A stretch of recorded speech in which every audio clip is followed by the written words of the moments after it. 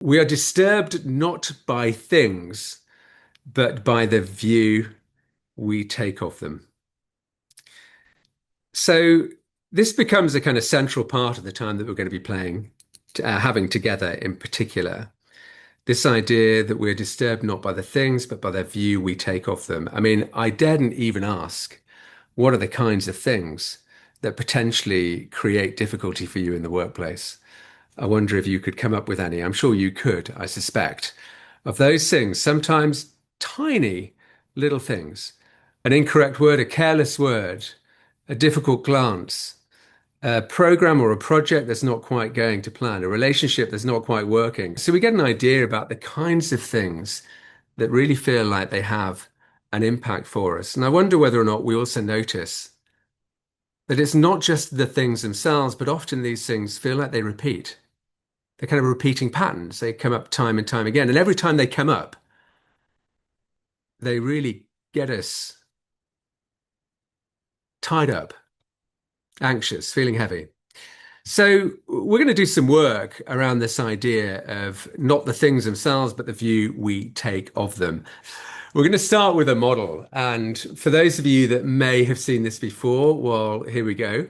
For those of you that haven't, it's called the ABC model. And I love this model. It's a really lovely way of thinking. So at the heart of this model is this idea. And the idea is that we start with some sort of event. Something happens to start to really kick things off. We naturally believe that there is, of course, a consequence to that event. As a result of that event happening, something uh, is impacted on us. There is an emotional consequence. There may be a consequence in terms of the type of response that we have in particular. And of course, that's very true, but there is a B in this model. And the B is for the beliefs that we hold about that activating event. Let me try to bring it to life, talking about something which I think can cause some anxiety for many. So this idea of, imagine you're being asked to give a presentation at work, right? Nothing new here, but you're required to give a presentation. Now, if you were to hold a belief, let's say, just go with it, I must perform perfectly, otherwise colleagues will think I'm not very good. I mean, obviously, I'm just putting out there, there's no way I would ever believe that belief about myself. Obviously, I do. But I must perform perfectly, otherwise, colleagues will think I'm not very good. If you really hold that belief strongly, a potential series of consequences could be maybe anxiety, maybe poor concentration, maybe avoidance, maybe procrastination, leaving things to the last minute. Recognize any of those things for yourselves. It may be that you end up not sleeping quite as well as you'd like to the night before. Am I talking about this webinar now, or am I talking about a presentation? Um, and as a result of that, actually, unfortunately, the presentation doesn't go in line with expectations. You feel nervous, you feel uptight. That shows to the audience you aren't able to get your point across, you're unable to find the right words.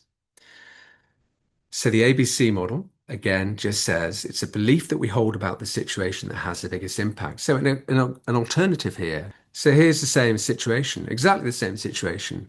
We give a presentation, but this time we hold a belief that my colleagues are supportive. They value my input and they want me to succeed. And genuinely, we believe that.